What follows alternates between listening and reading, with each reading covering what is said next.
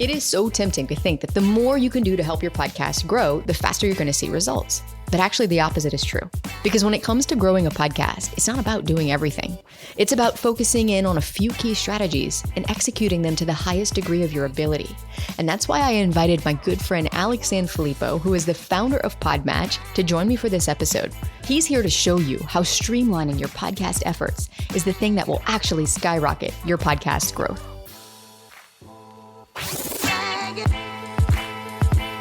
Welcome to Insider Secrets to a Top 100 podcast.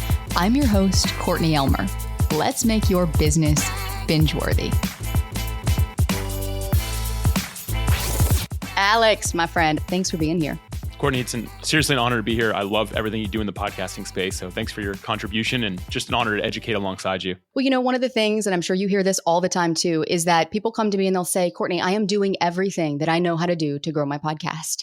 And I'm like, talk to me about everything. And they'll start giving me the laundry list. You know, I'm like sending out the episodes every week to my email list. I'm posting them on social media. I'm chopping up my long form content into short form content. Nobody's liking it. Nobody's engaging with it. I'm going on other podcasts and I'm guesting because, you know, I've heard that I need to get my show in front of new listeners and I'm trying to do SEO and I'm thinking about running paid ads. And it's like, they give me this whole list of things they're trying to do. And honestly, Alex, it breaks my heart and it frustrates me at the same time because here they are with a good intention. They want their podcast to grow. They want their podcast to succeed, but they're operating under this assumption that more is more. Why do you think that's not the case? First off, everything doesn't grow a podcast. If I go to the gym every day for a year and every day I go and I work out every single muscle group in my body. So I'm on the treadmill, I'm lifting, I'm squat, I'm doing all those things. I might get healthier, but my body actually won't look too different. But if I go and I show up and say, today I'm going to focus on this one specific muscle group, you get a lot more traction that way. And that's why as soon as people start getting personal training, they're like, no, we're not touching legs today. We're not going to do that. We're only going to work out arms.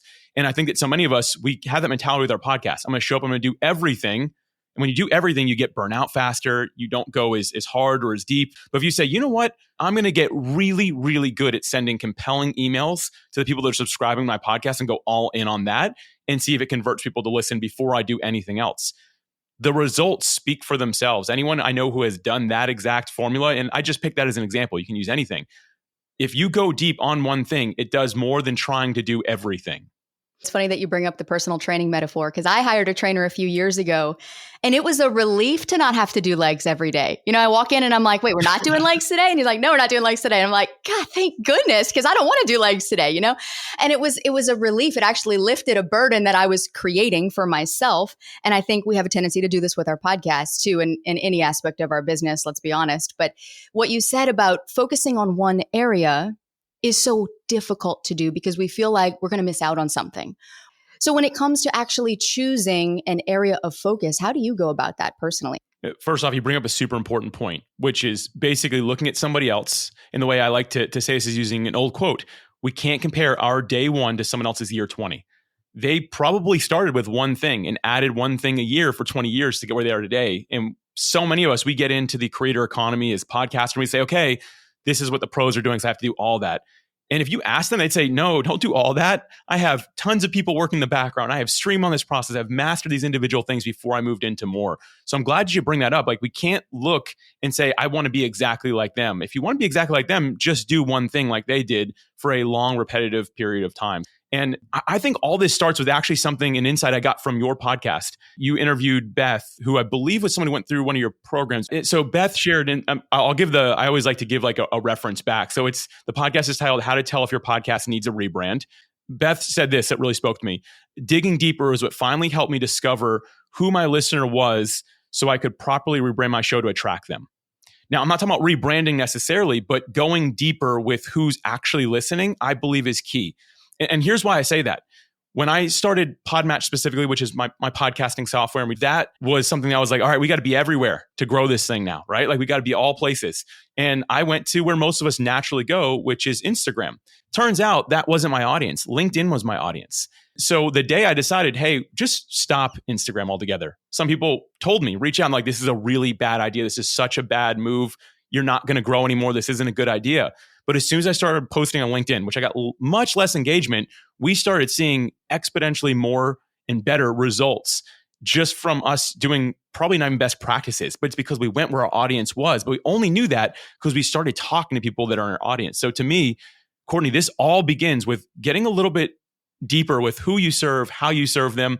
I always say going back to your why, the reason that you're doing this in the first place, really think about that. And if you don't start from there, you're kind of just shooting in the dark because you're not really sure what's going to work and what's not going to work without taking this time to really reflect.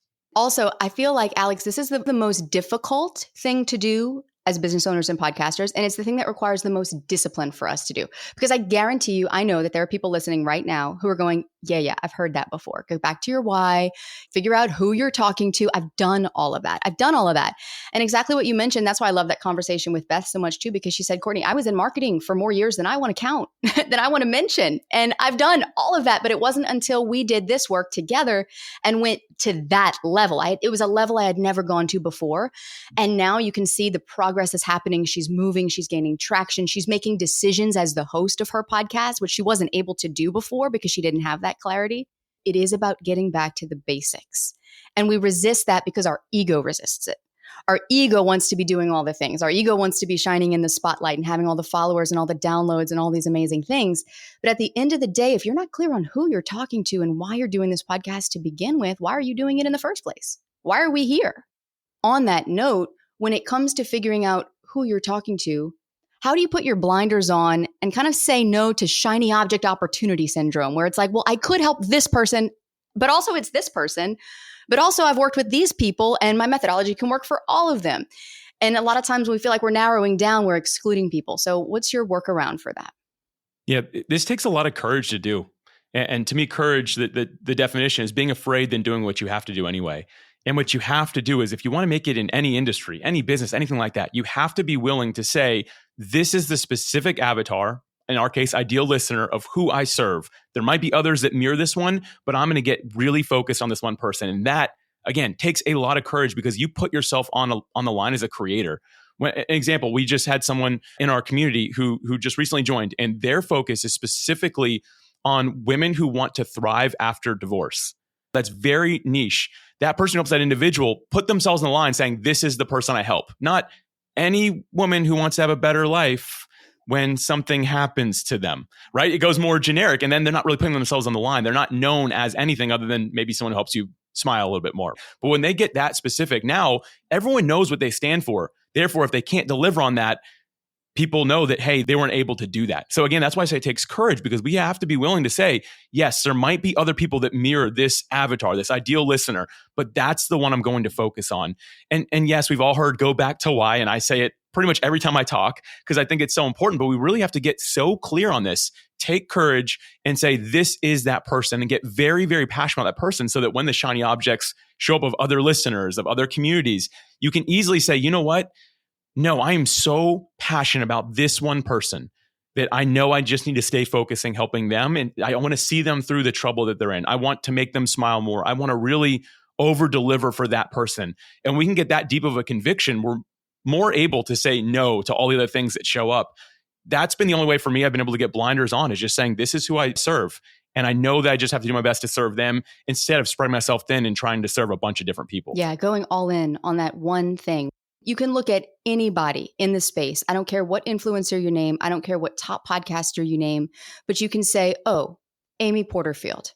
She knows everything there is to know about marketing your online business, about email marketing, the things that Amy knows that we know that Amy knows. Or Alex Hormozy, right? And he's talking about lead generation and offers. Like, well, I know that Alex knows this.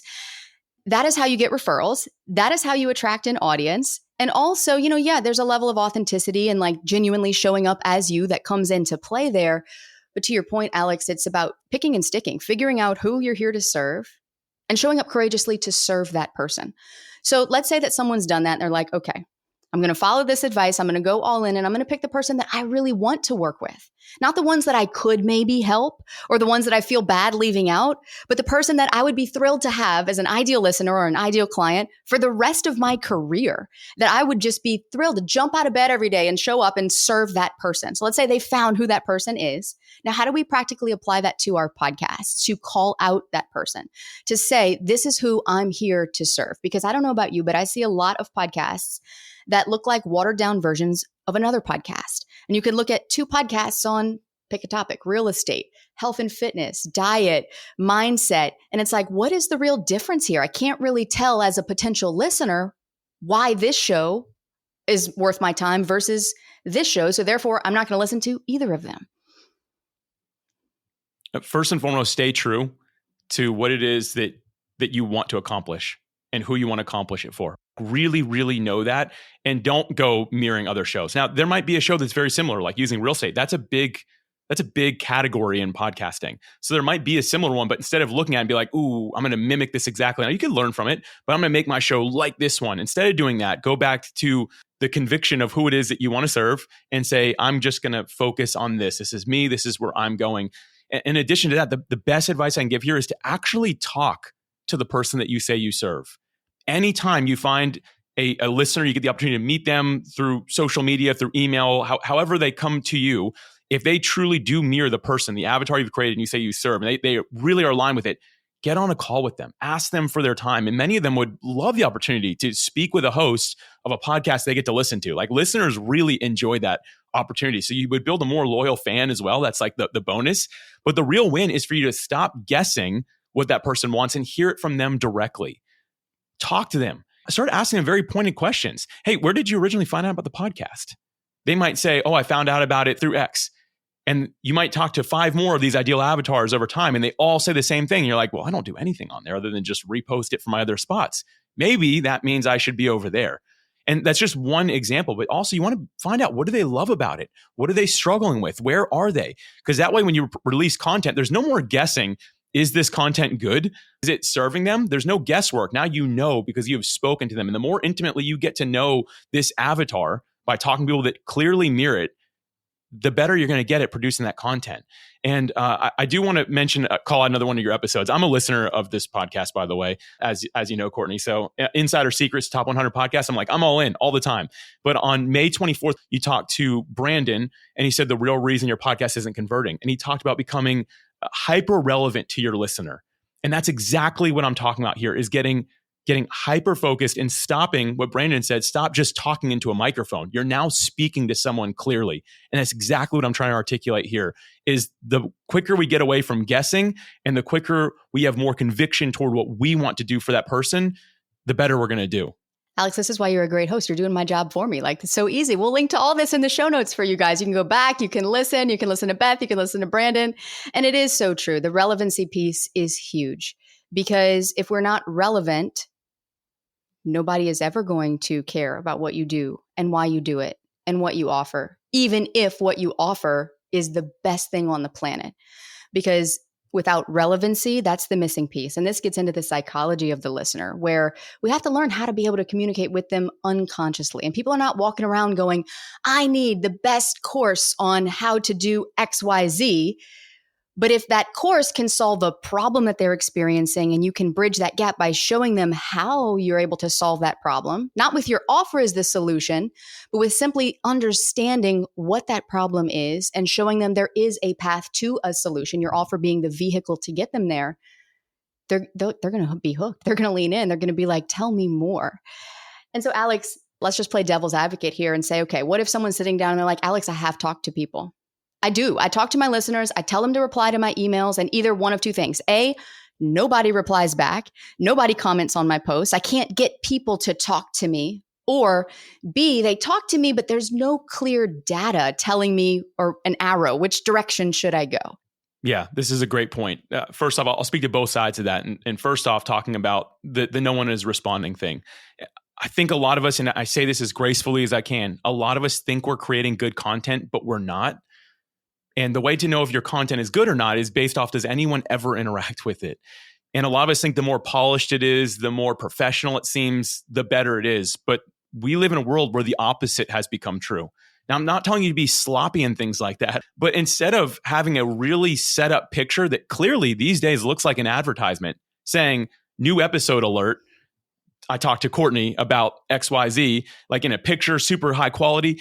Instead of doing that, take a selfie of yourself, or take a screenshot during, like, while you and your guest, or you and whatever it is, like if it's you solo, like if it's just you recording, take a selfie behind it where people can see you're in the studio, and then just be superhuman. So in the actual content, not new episode coming out, stay tuned. Instead, just be like, I had a really good time talking about this topic. I'm super nervous to release it because it's the first time I've ever shared this. I'd really appreciate anyone who checks out and just let me know what you think. And I could just use some encouragement here.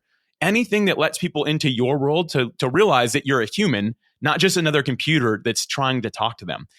A great example of this is you can probably find it on any of my social media platforms. I recently interviewed Amy Porterfield. You brought her up. And I took a screenshot while we were having our conversation. She's laughing. I'm probably saying something cheesy that really wasn't funny. And tons of people reached out, even messaged me saying that was one of the best, like, what they call like thumbnails I've ever seen, because I can just tell you both are having a really good time and I'm excited to actually hear it. And the thing is, I think it's a little blurry even. It's not high quality. I just shared my exact feelings. And so first off, if no one's responding, think about your content. Are you really sharing it to let people know that, hey, I'm a human. I might be leading this podcast, but I just want to be part of this with everybody else because I'm in the same struggle or niche that you're in as well. I said a lot there, Courtney. Before I move on, is there anything you wanted to add there before I jump into the next part? The human piece is so key and it's the most forgotten. There were years in my business where I would put out content that was very polished, episodes that were very polished. Please don't go back and listen to very old episodes because you will hear a different version of me than is talking with you right now. And it's like, gosh, she was so robotic. She was so afraid of what people would think. She was so afraid of the negative comments. She was so afraid of the rejection. And it was a fear of showing up as me. And let's be honest, that still happens at some points in my journey where it's like, I am nervous about sharing this, or this is a topic I don't feel like I totally have a grasp on. I know enough to maybe share what I'm working on, but I don't totally have a, expert knowledge grasp on this yet. And those can be kind of the most vulnerable, dangerous things that it feels like to share. It's your brain's warning system being like, no, rejection on the horizon. Don't do that. But then yet you share it. And Alex, in this example with you and Amy, it was like that raw, real unfilteredness was the thing that caused people to lean in. And I even did an experiment on this. This was years ago, but I posted a video of me, or it was a photo of me. One was with a filter, an Instagram filter, very subtle filter, nothing crazy. And the other one was just raw. And I said, which one do you feel more connected to?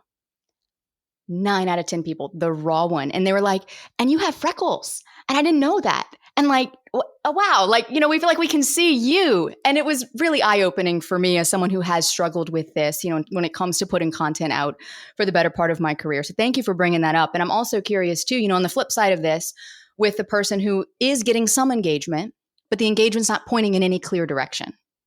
What should they be looking for? If you're just getting comments on social media, a response saying, thanks for this episode, messages, whatever it might be, find a way, like I said earlier, to get on a call with them, video conference call, anything that they'll allow, even if it's just exchanging voice text, whatever it is that they're willing to do, give it a shot. And if you're like, well, okay, I've done that, but I'm not getting great data still, the quality of the response we get is determined by the question we ask. We have to be asking the right powerful questions. And so I've got 4 questions I always ask. 1, how'd you find out about the podcast? This helps you understand where it is that you should be focused and maybe where you shouldn't be focused.